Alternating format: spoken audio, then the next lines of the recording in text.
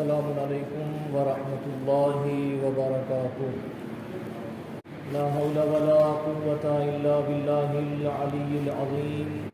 اعوذ باللہ من الشیطان الرجیم۔ بسم اللہ الرحمن الرحیم۔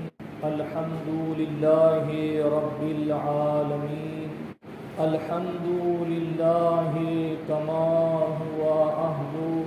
الحمد للہ الذی لا یہتک حجاب ولا یغلق باب ولا يرد سائل ولا يخيب عامل۔ الحمد للہ من اول الدنیا الى فنائها ومن الآخرة الى بقائها۔ والحمد للہ علی کل نعمة واستغفر اللہ من کل ذنب واتوب الیہ واتوکل علیہ۔ والصلاة والسلام علی اشرف الانبیاء والمرسلین محبوب الہ العالمین ابی القاسم محمد اللهم صل على محمد وآل محمد وعلى أهل بيته الطيبين الطاهرين ولعنة الله على أعدائهم أجمعين، أما بعد، فقد قال الله سبحانه وتعالى في كتابه المبين: بسم الله الرحمن الرحيم، يا أيها الإنسان ما غرك بربك الكريم۔ اللهم صل على محمد وآل محمد۔ الحمدللہ، اس وحدہ لا شریک کا شکر ہے، اس پروردگار کا شکر ہے کہ اس نے ہمیں اس عظیم اور اس مبارک دن میں اپنی بارگاہ میں حاضر ہونے کی سعادت نصیب فرمائی۔ میں خود اپنے آپ کو، اپنے نفس کو اور اپنے تمام سننے والوں کو تقوی الہی کی سفارش کرتا ہوں، تقوی الہی کی دعوت دیتا ہوں۔ ہم اگر ایک بہترین زندگی چاہتے ہیں جو ہمارے لیے بھی مفید ہو اور جس معاشرے میں جن لوگوں کے درمیان ہم رہ رہے ہیں ان کے لیے بھی مفید اور فائدہ مند ہو، اور ساتھ میں ہماری سعادت ابدی کی ضامن ہو، اس زندگی کے لیے تقوی الہی بہت اہم چیز ہے۔ ہمیں زندگی کے ہر قدم اور ہر لمحے میں اپنے تمام کاموں میں اللہ کا خیال رہنا چاہیے، لحاظ رہنا چاہیے، اس کی پرواہ کرنا چاہیے کہ ہم جو کام انجام دے رہے ہیں اس میں خدا متعال کی رضا ہے یا نہیں ہے۔ لہذا تقوی الہی بہت اہم چیز ہے، اور جب یہ تقوی الہی کسی کے نفس میں، کسی کی روح میں جلوہ گر ہو جاتا ہے اور اس کے یہاں یہ تقوی پایا جاتا ہے تو پھر اس کے اعضاء و جوارح سے، اس کے بدن کے ہر حصے سے اس کا جو ہے وہ اظہار ہوتا ہے اور اس کے آثار نمایاں ہوتے ہیں۔ خود اس کے حرکات و سکنات سے سمجھ میں آنے لگتا ہے۔ جس آیہ کریمہ کو تلاوت کیا ہے اس میں خدائے وحدہ لا شریک، وہ رحمان و رحیم پروردگار کہ جو اپنے بندوں سے بہت زیادہ محبت کرنے والا ہے، اپنے بندوں پر بہت زیادہ مہربان ہے، بہت زیادہ فضل و انعام کرنے والا ہے، وہ پروردگار ارشاد فرما رہا ہے: یا ایھا الانسان ما غرک بربک الکریم، اے انسان تجھے آخر کون سی چیز نے تیرے کریم رب سے دھوکے میں رکھا؟ کون سی ایسی چیز تھی کہ جو تیری زندگی میں آئی اور تو اس چیز کے آنے کے بعد اپنے کریم پروردگار کو بھلا بیٹھا، اپنے رحمان پروردگار کو بھلا بیٹھا کہ اگر تیری زندگی میں ایک لمحے کے لیے بھی اس کی عطائیں نہ ہوں، اس کا رحم و کرم نہ ہو تو تیرا زندگی گزارنا دوبھر ہو جائے گا، تو زندہ نہیں رہ سکتا، تو باقی نہیں رہ سکتا۔ جس خدائے وحدہ لا شریک کی ہر ہر قدم پر نعمتیں ہیں، ہر ہر قدم پر اس کے رحم کے جلوے ہیں، آخر کون سی چیز تیرے اور تیرے پروردگار کے درمیان آ گئی کہ تو اپنے کریم پروردگار کو بھلا بیٹھا؟ اور عزیزان گرامی، میرے سننے والوں، میرے نوجوانوں، جہاں تک میری آواز جا رہی ہے توجہ کریں اس بات پر کہ پروردگار عالم نے جو اپنے بندوں کو پکارا ہے، بار بار خدائے وحدہ لا شریک نے اپنے بندوں کو آواز دی ہے۔ قرآن مجید کو پڑھیں تو جگہ جگہ پر اپنے بندوں کو پکارا ہے، آواز دی ہے، وہ عبادت کے لیے بلایا ہے، اپنے ذکر کے لیے بلایا ہے، اپنی یاد کے لیے بلایا ہے۔ اگر یہ تمام احادیث قدسیہ، آیات اور یہ معصومین کے فرامین دیکھیں کہ جن میں اللہ کی طرف دعوت دینے کی بات کی گئی ہے، تو ان کو پڑھنے کے بعد ایسا لگتا ہے کہ جیسے اللہ کو بندوں کی ضرورت ہے۔ یعنی اتنی تاکید اور اتنی شدت سے اللہ نے بندوں کو پکارا ہے کہ ان روایات کو، ان آیات کو پڑھنے کے بعد ایسا لگتا ہے کہ جیسے اللہ کو ہماری ضرورت ہے، جبکہ اس کو ضرورت نہیں ہے، اس کو ضرورت نہیں ہے، لیکن پھر بھی اس قدر تاکیدات کے ساتھ، اس قدر جو ہے وہ کریمانہ انداز کے ساتھ، اس قدر والہانہ الفاظ کے ساتھ، محترمانہ الفاظ کے ساتھ، ادب کے ساتھ ایسے پکارا ہے کہ جیسے اللہ کو بندوں کی ضرورت ہے، جبکہ ہم سب جانتے ہیں کہ اس وحدہ لا شریک کو ہماری ضرورت نہیں ہے۔ واقعاً اگر جوان اس طرف متوجہ ہو جائے تو پروردگار زیادہ پسند کرتا ہے، اگرچہ وہ اپنے تمام بندوں کی عبادت کو پسند کرتا ہے، لیکن خصوصاً چونکہ جوان کے یہاں پر گناہ کے راستے بہت زیادہ ہوتے ہیں، اگر کوئی جوان اللہ کی طرف متوجہ ہو جائے تو اس کو اللہ بہت پسند کرتا ہے۔ ایک جوان جناب موسیٰ علیہ السلام کے پاس آتا ہے اور آنے کے بعد پوچھتا ہے، اے اللہ کے نبی، آخر پروردگار نے جو ہم سے جگہ جگہ پر اپنی عبادت مانگی ہے، جگہ جگہ پر ہم سے یہ کہا ہے کہ تم اس کو یاد کرو، اس اللہ کو ہماری عبادت سے کیا فائدہ ہے؟ اس پروردگار کو ہماری عبادت سے آخر فائدہ کیا ہے؟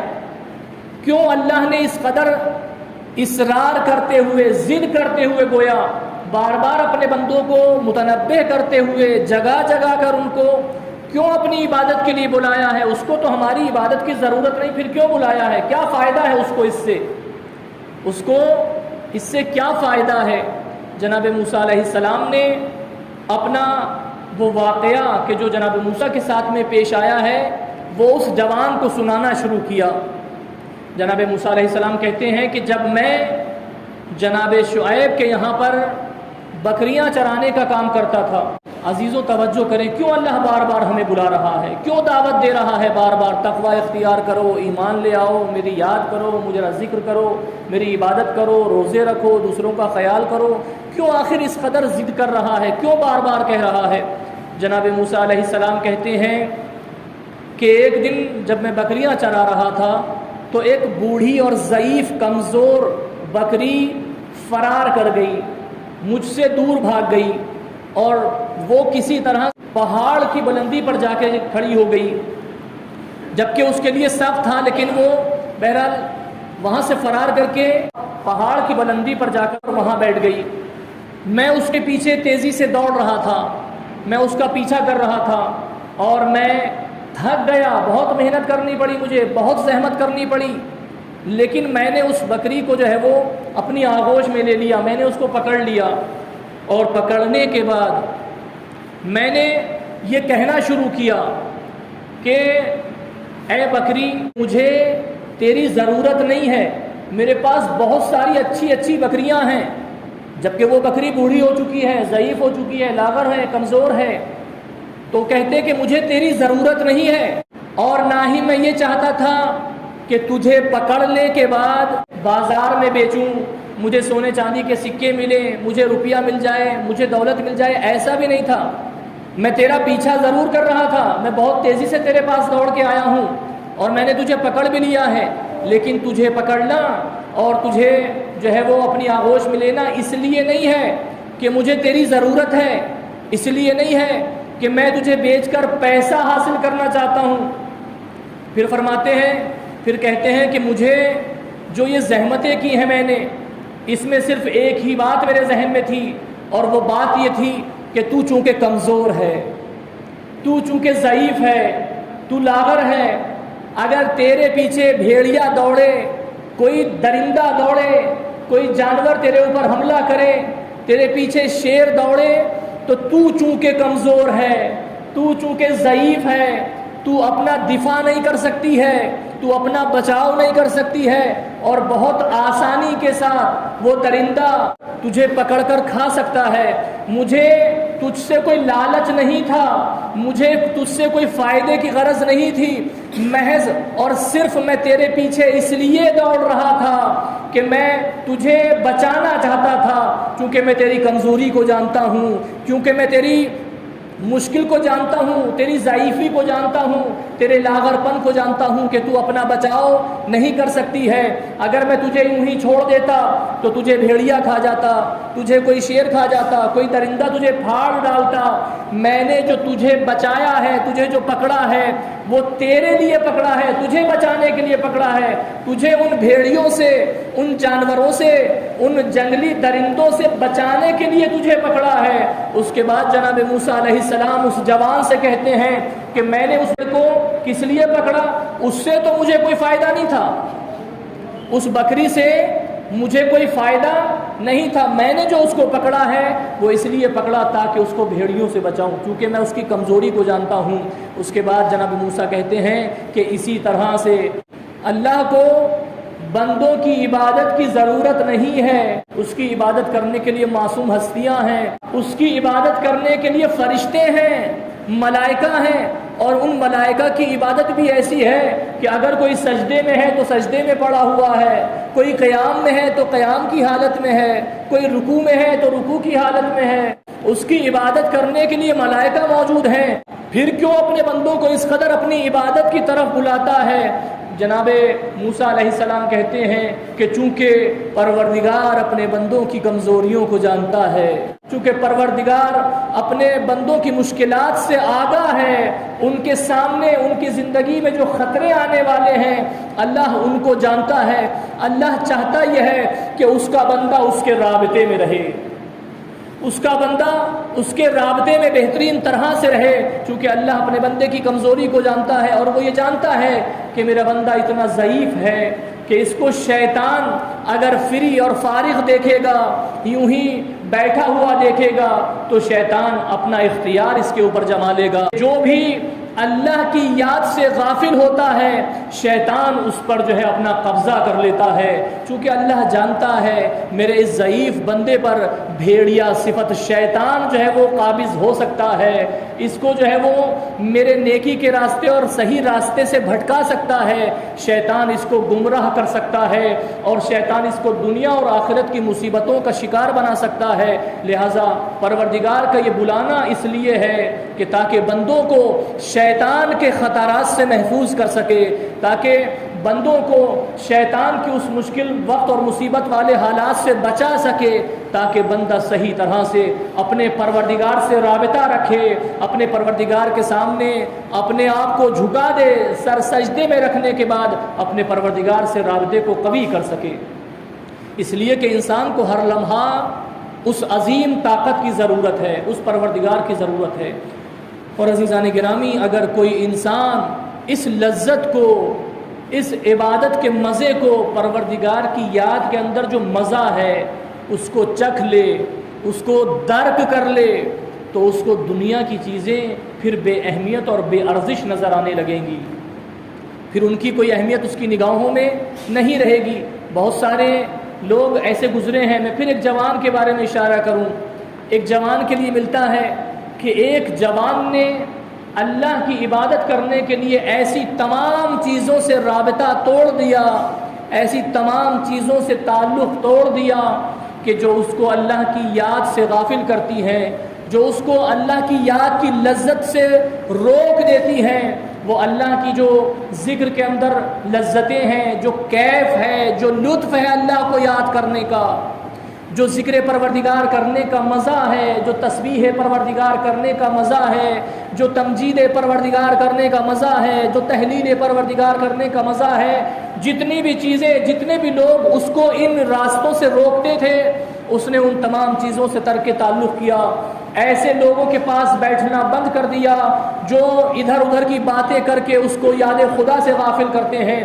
بہت ساری چیزوں کو اس نے چھوڑا اور اپنی پروردگار کی یاد میں لگ گیا، اللہ کی عبادت میں لگ گیا۔ لوگوں نے جب دیکھا کہ یہ جوان جو ہے وہ دن بدن جو ہے وہ ایسے لوگوں کو چھوڑتا چلا جا رہا ہے، ایسی محفلوں کو چھوڑتا چلا جا رہا ہے، ایسے جلسوں کو چھوڑ رہا ہے کہ جن جلسوں میں جانے کی وجہ سے، جن لوگوں کے ساتھ رہنے کی وجہ سے یہ اللہ کی عبادت سے غافل ہو جاتا ہے، لوگ اس کو بلا کے لانا چاہتے ہیں، لوگ اس کے پاس جاتے ہیں کہ بھائی تم جو ہے وہ چلو ہمارے ساتھ وہیں رہو، جیسے ہم گھومتے تھے، جیسے ہم مزے کرتے تھے ویسے ہی رہو ہمارے ساتھ میں۔ یہ منع کر دیتا ہے، یہ راضی نہیں ہوتا ہے، یہ ان لوگوں کی بات کو ماننے پہ راضی نہیں ہوتا ہے، یہ کہتا مجھے نہیں جانا ہے۔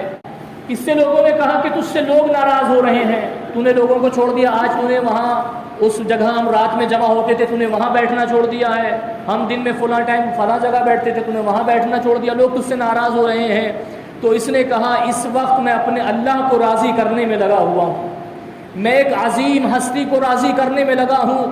اگر میں نے اپنے اللہ کو راضی کر لیا، اپنے پروردگار کی رضا حاصل کر لی، اس کی خوشنودی میں نے حاصل کر لی، تو پھر اس اللہ کی ذمہ داری ہے کہ وہ دنیا کے تمام ناراض ہونے والوں کو اس سے راضی کر دے، یہ اللہ کرے گا۔ لہٰذا میں نے اب ایسے ذکر کو اختیار کر لیا ہے کہ جس ذکر کی وجہ سے، جس ذکر کی برکت کی وجہ سے اللہ تمام مشکلات آسان کر دے گا میری، اللہ تمام لوگوں کو مجھ سے راضی کر دے گا۔ اس کے بعد اس کی عبادت کے بارے میں کہا گیا کہ اس نے دنیا میں رہتے ہوئے گویا جنت کی خوشبو کو سونگھ لیا ہے، اس نے عبادت کرتے ہوئے جنت کی گویا خوشبو کو سونگھ لیا ہے، اللہ کی عبادت کرنے کی جو لذت ہے اس کو اس نے درک کر لیا ہے، اسی لیے اب اس کو جو ہے وہ اس عبادت سے دور نہیں کیا جا سکتا ہے۔ ہمیں کوشش کرنا چاہیے کہ ایسی اور اس طرح کی عبادت کریں کہ جس میں لذت آئے، صرف رسمن نہ آئے، صرف یہ سوچ کے نہیں آئے کہ 2 رکعت نماز پڑھنا ہے، 4 رکعت نماز پڑھنا ہے۔ ہماری فکر یہ ہونا چاہیے کہ اللہ کی یاد کی، اللہ کے ذکر کی، اللہ کی عبادت کی جو لذت ہے اس تک پہنچنا ہے۔ اور عزیزوں، جو لوگ اللہ کی عبادت اور اللہ کے ذکر کی لذت کو حاصل کر لیتے ہیں، تبھی تو وہ سرد راتوں میں بھی، ٹھنڈی راتوں میں بھی، کہ جب دنیا محو خواب ہوتی ہے، جب دنیا سو رہی ہوتی ہے اور اس سرد راتوں میں آرام کر رہی ہوتی ہے، لیکن کچھ بندگان خدا ہوتے ہیں کہ ایسی راتوں میں بھی اٹھ کر اللہ کو یاد کرتے ہیں، تہجد گزار ہوتے ہیں، نماز شب پڑھتے ہیں، اللہ کو یاد کرتے ہیں۔ کیوں؟ ان سے کہا جائے کہ بھائی سب سو رہے ہیں، سب بہترین نیند لے رہے ہیں، اس ٹھنڈی رات میں سب سردی سے بچے ہوئے ہیں، تم کیوں ان تمام چیزوں کو چھوڑ کے مصلی عبادت پہ آ گئے ہو؟ تو وہ یہ جواب دے گا کہ میں نے عبادت کی لذت کو حاصل کر لیا ہے۔ جو اللہ کی عبادت میں لذت ہے وہ کسی چیز میں لذت نہیں ہے۔ دنیا کی جتنی لذتیں ہیں وہ کچھ ہی ٹائم کے لیے ہیں۔ آپ کھانا لذیذ سے لذیذ، بہت ہی مزیدار، عمدہ، مہنگا کھانا لیجئے، کھانے بیٹھیے، جب تک وہ کھانا ہمارے دہن میں ہے، جب تک اس کی لذت ہے، جیسے ہی وہ دہن سے آگے بڑھتا ہے اس کی لذت ختم ہو جاتی ہے۔ آپ سونے کے مزے لیجئے، جتنی دیر آپ سو رہے ہیں اتنی دیر تو آپ کو لذت محسوس ہوگی، لیکن جیسے ہی نیند آپ کی ٹوٹے فوراً وہ لذت ختم ہو جاتی ہے۔ آپ اچھا لباس پہنیے، کچھ دیر وہ آپ کو اچھا لگے گا، اس کے بعد وہ پرانا ہو جائے گا، کہنا ہو جائے گا، پھٹ جائے گا، بیکار ہو جائے گا، یا نیا فیشن آ چکا ہوگا، وہ اس زمانے کے لحاظ سے قدیمی اور پرانا لباس کہلایا جائے گا۔ آپ خود اس لباس سے کہ جس کو پسند کرتے تھے خود اس سے نفرت کرنے لگیں گے، خود اس کو اٹھا کے رکھ دیں گے۔ جس لباس کو آپ خود خرید کے لائے تھے بڑی پسند کے ساتھ کہ یہ بہت اچھا لباس ہے اس زمانے کا، کیوں آخر ایسا ہو گیا کہ اب وہ لباس آپ کو اچھا نہیں لگ رہا ہے؟ اس کا مطلب یہ ہے کہ یہ جو دنیا کی لذتیں ہیں، یہ جو دنیا کے عیش و آرام ہیں، یہ جو دنیا کی مزیداریاں ہیں، یہ دنیا کے عیش و عشرت جو ہیں، ان کا وقت اور ان کا ٹائم بہت کم ہے، محدود ہے۔ لہذا کیوں نہ اس لذت سے بچ کر اس لذت کو حاصل کرنا چاہیں، اس کیفیت کو حاصل کرنا چاہیں، اس پروردگار کی یاد کے مزے کو حاصل کرنا چاہیں کہ جو ختم ہونے والا نہیں ہے، جو مٹتا نہیں ہے، جو تمام ہونے والا نہیں ہے۔ پروردگار تجھے واسطہ محمد و آل محمد کا ہمیں صحیح طرح سے قرآن مجید سیرت معصومین علیہ السلام کو سمجھنے اور اس پر عمل کرنے کی توفیق عطا فرما۔ بسم اللہ الرحمن الرحیم۔ قل هو اللہ احد اللہ الصمد لم یلد ولم یولد ولم یکن له کفوا احد۔ صدق اللہ العظیم۔ اللهم صل على محمد وآل محمد. اللهم صل على محمد وآل محمد. اللهم صل على محمد وآل محمد. اعوذ باللہ من الشیطان الرجیم۔ بسم اللہ الرحمن الرحیم۔ الحمد للہ رب العالمین، والصلاة والسلام على اشرف الانبیاء والمرسلین، محبوب الہ العالمین ابی القاسم محمد۔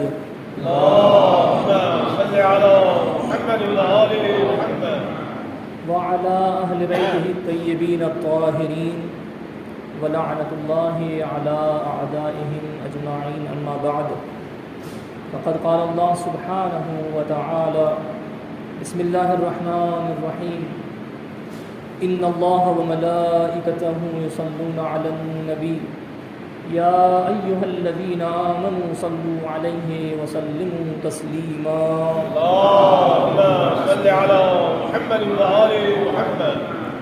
اللهم صل وسلم وزد وبارك على رسوله الكريم أبي القاسم المصطفى محمد، اللهم صل على محمد وآل محمد.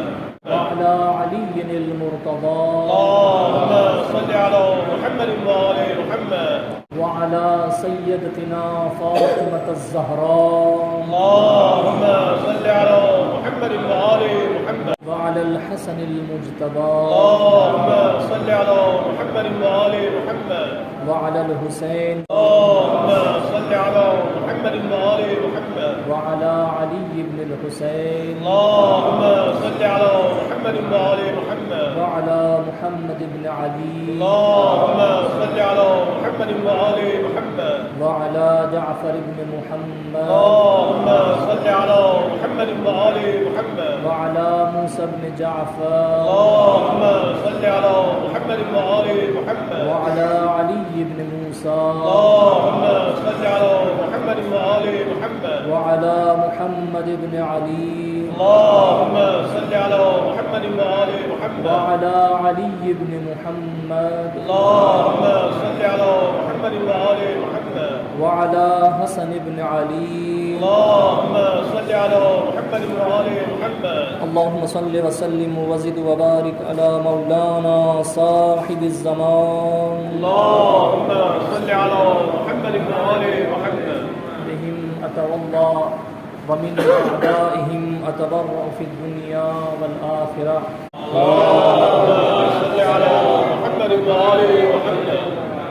امام جعفر صادق علیہ السلام کا فرمان ہے، ارشاد گرامی ہے، تمہارے اوپر ضروری ہے، تمہارے اوپر لازم ہے کہ اللہ کی مخلوق کے ساتھ بہترین برتاؤ کرو، لوگوں کے ساتھ اچھے طریقے سے پیش آؤ، اور جہاں تک ہو سکے ان کے کام آنے کی کوشش کرو، اس لیے کہ کوئی بھی انسان اس سے اچھے عمل کو نہیں دیکھے گا، یعنی بندگان خدا کے ساتھ اگر نیکی کرتے ہیں، مشکل میں ان کا ساتھ دیتے ہیں، تو سب سے بہترین عمل اور سب سے افضل عمل یہ ہے، اور یقیناً یہ خوش قسمتی کی بات ہے کہ اللہ ہمیں اپنے بندوں کی خدمت کا موقع عنایت فرمائے۔ علماء کی زندگی کو اگر دیکھیں تو خصوصی طور پر علماء، بزرگان دین اور جو واقعاً عبادت گزار افراد ہیں، ان کے یہاں یہ چیز پائی جاتی ہے کہ ان کا ہم و غم اور ان کی کوشش یہ ہوتی ہے کہ کسی طرح لوگوں کے کام آ سکوں۔ یہاں پر جو ہے وہ امام خمینی رضوان اللہ تعالیٰ علیہ ایک صلوات ان کے سال ثواب کے لیے پڑھ لیں.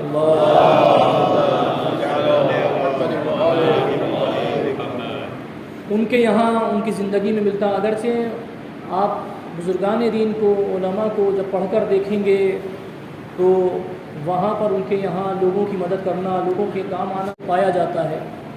لیکن آپ دیکھیں کہ آغا خمینی رحمۃ اللہ علیہ کی زندگی میں ملتا ہے کہ ایک عالم دین نے مجھ سے ایک مومن کی مشکل کا ذکر کیا اور کہا کہ فلاں شخص جو ہے وہ پیرالائز ہو گیا ہے اور وہ اب چل پھر نہیں سکتا ہے، وہ اپنے بچوں کے لیے آذوقہ فراہم نہیں کر سکتا ہے، غذا کا انتظام نہیں کر سکتا ہے، لہٰذا تم جو ہے وہ کچھ اس کی مدد کرو. آغا خمینی نے کہا کہ ٹھیک ہے، تم جو ہے وہ کل کا ٹائم لکھ لو، 9 بجے جو ہے وہ اس کام کو انجام دیا جائے گا. تم اپنی ڈائری میں جو ہے وہ اس کو نوٹ کر لو، لکھ لو اور مجھے یاد دلا دینا. میں بھی یاد رکھوں گا، لیکن تم بھی مجھے جو ہے یاد دلانا کہ ہمیں جو ہے وہ ایک یہ کام کرنا ہے، ایک فلاں بندے کی مدد کرنا ہے. آغا فرقانی کا بیان ہے کہ اگلے دن جلدی سے جو ہے وہ اس کام کی طرف متوجہ ہوا کہ جو مجھے انجام دینا تھا. اور جب میں آغا خمینی کے گھر پر اور ان کے دروازے کی طرف جا رہا تھا تو میں نے دیکھا کہ وہاں ایک جمع غفیر ہے، بھیڑ لگی ہوئی ہے لوگوں کی، بہت زیادہ لوگ کھڑے ہوئے ہیں. مجھے بہت تعجب ہوا کہ صبح صبح اس قدر لوگ کھڑے ہوئے ہیں، اتنی بھیڑ ہے، اتنے زیادہ لوگ ہیں.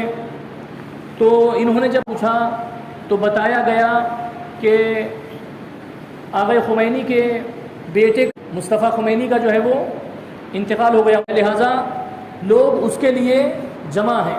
اب یہ کہتے کہ ایسے حالات میں اب میں نے مناسب نہیں سمجھا کہ ان کے بیٹے کا انتقال ہو گیا ہے، میں ان کو جا کے یاد دلاؤں کہ 9 بجے آپ کو مثلا فلاں مومن کی مدد کرنا ہے، فلاں بندے کی مدد کرنا ہے.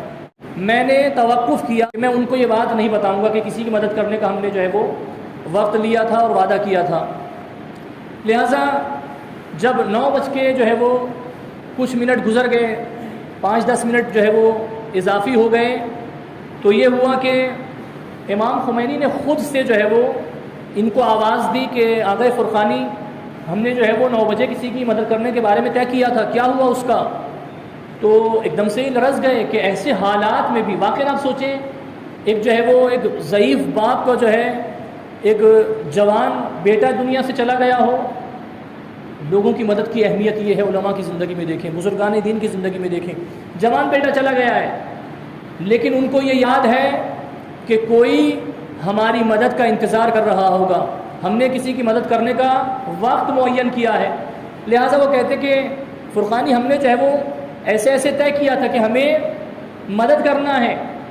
کہا کہ آغا یاد مجھے بھی تھا لیکن ہمت نہ جٹا سکا میں کہ ایسے حالات میں کہ جہاں لوگ آپ کو تعزیت دینے آ رہے ہیں، پرسہ دینے آ رہے ہیں، آپ کے سامنے اس قدر بڑی مشکل ہے، میں ایسے حالات میں آ کے آپ سے کہوں کہ اس کی مدد کرنا ہے. یہاں تو آپ خود مشکل میں ہیں.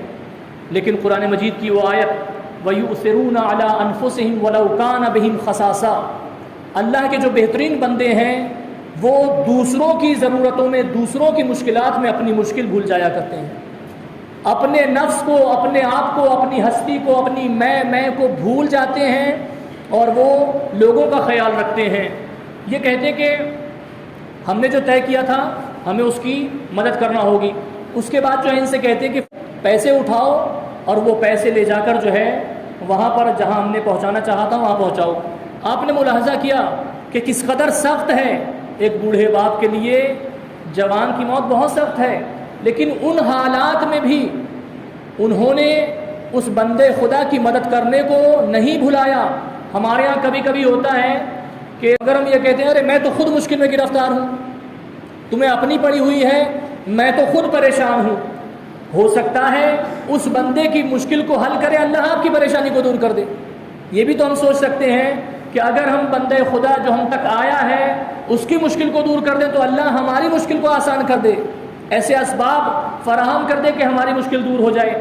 لیکن ہم جو ہے وہ اگر کوئی مشکل آئے تو پھر اپنی مشکل کو مقدم رکھتے ہیں، جبکہ بندگان خدا کی صفت یہ نہیں ہے کہ صرف اپنی مشکل کو یاد رکھیں، ان کو چاہیے دوسروں کی مشکلات کو بھی یاد رکھا جائے. اب یہ شخص جو ہے وہ پیسے دینے کے لیے جب پہنچا تو دخل الباب کیا، دیکھا کہ وہاں پر جس کی مدد کرنا وہ دروازہ کھولنے نہیں آ رہا ہے، گھر سے کوئی اور آ رہا ہے دروازہ کھولنے اندر سے۔ پوچھا کہ وہ کہاں ہے؟ میں تو اس سے ملنے آیا ہوں، میں تو اس کی مدد کرنے کے لیے آیا ہوں، وہ کہاں ہے؟ بتایا گیا کہ وہ بیمار ہیں، وہ چل پھر نہیں سکتے۔ یہ شخص جو ہے وہ ملنے گیا اور اس نے کہا کہ چونکہ آغا خمینی نے جو ہے وہ اس کو پیغام بھی پہنچایا ہے، لہٰذا میں ملاقات بھی کرنا چاہتا ہوں اور یہ پیسہ بھی اس کو دینا چاہتا ہوں۔ اب جیسے اس بندے خدا کو وہ پیسہ دیا تو واقعاً جو مدد لینے والے کسی بھی عنوان سے مدد ہو رہی ہو، کسی کا کوئی کام ہے، کوئی مشکل ہے، کوئی گرفتاری، اگر کوئی ہماری اس مشکل کو حل کروا دے رہا ہے، ہم بغیر کام کے گھوم رہے ہیں، کوئی ہماری نوکری لگوا دے رہا ہے، کوئی ہماری مشکل حل کر رہا ہے، تو ہمیں اس بات کا خیال کرنا چاہیے۔ دیکھیں کیا ہے، جیسے اس کو پیسے دیے تو اس نے فوراً پیسے گننا شروع نہیں کیے کہ پیسے لے کے گننا شروع کرے، حساب لگانا شروع کرے کہ اب میں اتنے وہاں خرچ کروں گا، اتنے یہاں خرچ کروں گا، ایسا کروں گا، ویسا کروں گا، نہیں، بلکہ میں اللہ کا شکر ادا کروں کہ اللہ نے میرے لیے اسباب مہیا کیے ہیں۔ لہٰذا اس نے سجدہ کرنا چاہا لیکن اس کی حالت ایسی تھی وہ سجدہ نہیں کر سکتا تھا، لہٰذا اس نے سجدگاہ کو اٹھا کے اپنی پیشانی سے سجدگاہ کو لا کر شکر الہی انجام دیا کہ اللہ نے میری مشکل آسان کر دی ہے، اور اس کے بعد اس شخص کے ذریعے امام خمینی رحمۃ اللہ علیہ کا شکریہ ادا کیا کہ ان کو میرا سلام کہنا، ان کا شکریہ ادا کرنا۔ یعنی یہاں پر دونوں کی ذمہ داری ہے، جس کو اللہ نے طاقت سے، دولت سے، علم سے، ذہن سے، کسی بھی طرح سے نوازا ہے، کوشش کرے ہماری یہ چیزیں کسی کے کام آ سکیں، اور جس کے کام آ رہی ہیں اس کو بھی شکر کرنا چاہیے، اس کو بھی جو ہے وہ اللہ کا بھی شکر کرنا چاہیے، اور اس بندے خدا کے لیے بھی دعا کرنا چاہیے۔ کبھی کبھی تو ہمارے یہاں دوسری فکریں آ جاتی ہیں، دوسرے خیالات آ جاتے ہیں، بجائے کہ ہم اس کا شکریہ ادا کریں، اس کو جو ہے وہ دعا دیں، الگ الگ طرح کے الفاظ کہے جاتے ہیں ان لوگوں کے لیے کہ جو مدد کرتے ہیں۔ لہٰذا بہرحال ایک یہ کہ ہمیں بندگان خدا کے کام آنے کی کوشش کرنا چاہیے، نہ جانے یہ زندگی کب ختم ہو جائے، کب جو ہے وہ ہم سے یہ سانسیں لے لی جائیں، اس سے پہلے کہ ہمیں فرشتہ اجل آواز دے، کوشش کریں کسی طرح ہماری زندگی لوگوں کے کام آ جائے، اس لیے کہ یہی اعمال ہیں کہ جو ہر جگہ پھر ہمارے کام آنے والے ہیں۔ بس عزیزان گرامی، ختم کیا گفتگو کو، چند باتیں جو ہے وہ تاریخ کے حوالے سے۔ ابھی جو ہے وہ یہ جو دن گزر رہے ہیں اس میں اسرائے اہل حرم، اسیران کربلا جو ہے وہ بالابک نامی جگہ پہ پہنچے ہیں، اور اس کے بعد آنے والی تاریخ میں جو ہے سفر کے ابتدا میں یہ لوگ شام میں جو ہے وہ وارد ہوں گے۔ بہت ہی دردناک اور عجیب جو ہے ماحول وہاں پر ان کے لیے بنایا گیا ہے، لہٰذا اہل بیت کی مصیبتوں کو کہ جنہوں نے اس قدر قربانیاں دی ہیں، واقعاً اہل بیت اور عظیم ہستیاں کہاں، یہ مقدرات عصمت کہاں جن کے کھلے سر پر کبھی سورج نہ پڑا ہو، اس قدر عظیم ہستیاں، اس قدر مقدس ہستیاں، ان کو جو ہے اسی دین کی خاطر کہ جس دین کو ہم تک پہنچانا چاہا، ان عجیب عجیب درباروں میں جانا پڑا، ان مناظر سے گزرنا پڑا۔ آسان نہیں ہے اگر ہم غور سے اور دقت سے سوچیں، واقعاً کہاں مولا علی علیہ السلام کی بیٹیاں، کہاں یہ پاک ہستیاں، اور کہاں شرابیوں کا دربار، کہاں تماشائیوں کا مجمع، یہ عظیم ہستیاں ہیں، لہٰذا ان کی قربانیوں کو بھی یاد رکھنا چاہیے۔ اللہ سبحانہ و تعالیٰ کی بارگاہ میں دعا ہے، پروردگار تجھے واسطہ محمد و آل محمد کا، تجھے واسطہ تیرے عز و جلال کا، امام زمانہ کے ظہور میں تعجیل فرما۔ جو مومنین، حاضرین، سامعین، سننے والے تیری بارگاہ میں دست بدعا ہیں، ان کی نیک حاجتوں کو پورا فرما، ان کی مشکلات کو حل فرما۔ جو مومنین مومنات بے روزگار، ان کو روزگار عطا فرما، جو برسر روزگار ہیں ان کے روزگار میں خیر و برکت عطا فرما، جو بیمار ہیں ان کو شفا عطا فرما۔ الہی ہمارے جوانوں میں جذبہ دین و اسلام عنایت فرما، جو بے اولاد ہیں ان کو اولاد صالح عطا فرما۔ پروردگار تجھے واسطہ محمد و آل محمد کا، پرچم اسلام کو سربلندی عنایت فرما۔ انسانیت جہاں کہیں بھی ظلم کا شکار ہے اس کی حفاظت فرما۔ پروردگار ہمارے ملک میں امن و چین قرار دے۔ پروردگار تجھے واسطہ محمد و آل محمد کا، تجھے واسطہ تیرے عز و جلال کا، ہمیں حج و زیارات سے مشرف فرما۔ پروردگار جو افراد کسی بھی طرح سے دین کی خدمت میں لگے ہوئے ہیں، دین کے کاموں میں بڑھ چڑھ کر حصہ لیتے ہیں، خصوصاً ان سب کی توفیقات میں اضافہ فرما۔ پروردگار تجھے واسطہ محمد وال محمد کا، تجھے واسطہ تیرے عز و جلال کا امام زمانہ کے ظہور میں تعجیل فرما، اور ہم کو اس لائق بنا کہ ان کے آوان و انصار و غلاموں میں شمار ہو سکیں۔ ربنا تقبل منا انک انت السمیع العلیم۔ السلام علیکم ورحمۃ اللہ وبرکاتہ۔